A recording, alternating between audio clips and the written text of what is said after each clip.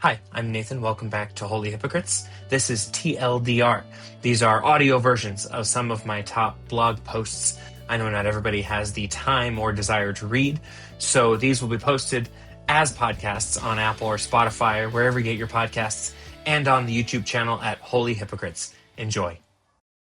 On Charlie Kirk, believing things and loving your enemies. Easier said than done. Originally posted September 17th, 2025. I resisted the urge initially to say anything about the Charlie Kirk assassination. In most cases, and it has proven mostly true again here, the first take is not the best. But 1 week later, I have two notes for Christians in relation to both Kirk's death and the subsequent outcry. Number one, it's getting harder to believe things. We live in a country and at a time when it has mostly been easy to have opinions. Americans stand proudly on our freedom of speech. Sure, free speech always carried consequences, but they were mostly social, relational. You might lose friendships or worse, a job. But as tensions rise and as both liberals and conservatives become increasingly polarized and radicalized, the challenges are growing.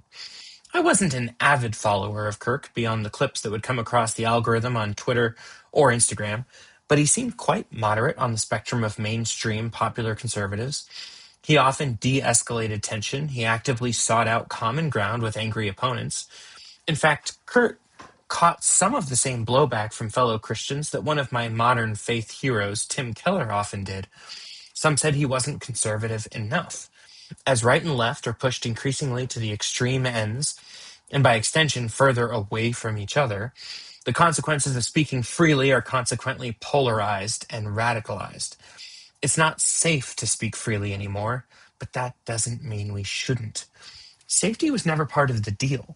Jesus told us to make disciples. He told us to proclaim the kingdom of God. Jesus stood in both church and state, in Jewish synagogues and Roman courts, and spoke truth, even when on trial for his life. That's the bar. That's the standard and expectation. John 15:20 says, "Remember the word that I said to you, a servant is not greater than his master. If they persecuted me, they will also persecute you. If they kept my word, they will also keep yours." What do you believe enough to speak publicly anyway? This is the question. Hey, let me pause for just a second and ask you to look down and make sure you are subscribed if you're on YouTube, or following the show if you're listening as a podcast. It helps me know that these are bringing value to someone, and it helps other people find them. So please just glance at that real quick and we'll get back to the show. Number two, Jesus said, love your enemies. Part of a series of counter-culture statements, Jesus calls his followers to a higher standard. Matthew chapter 5, verses 21 through 37. He says, you've been taught don't murder, but my people do not even hate. You've been taught don't commit adultery, but my people do not even look with lust. You've been taught divorce by due process. My people value marriage and fight for reconciliation.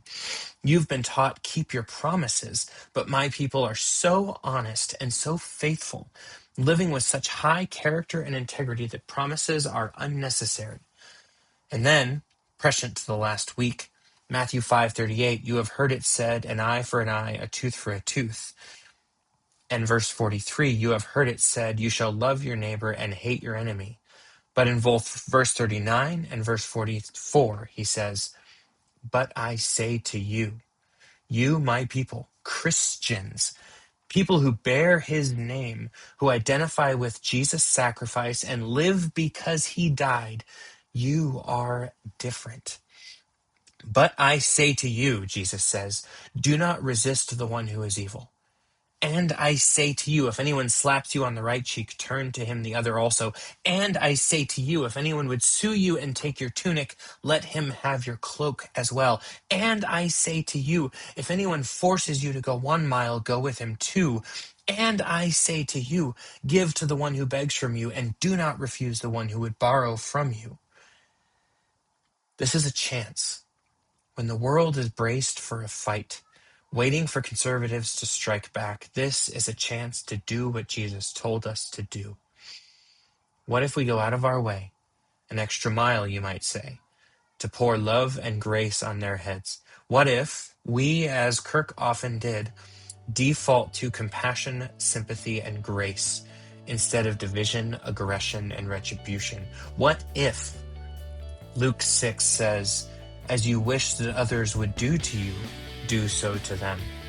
Not what they have already done, not what we would like to do, but what if we, his people who claim his name, by whose sacrifice we identify, by whose death we live, what if we do what Jesus Christ specifically, repeatedly, in no uncertain terms, told us to do? This is the question.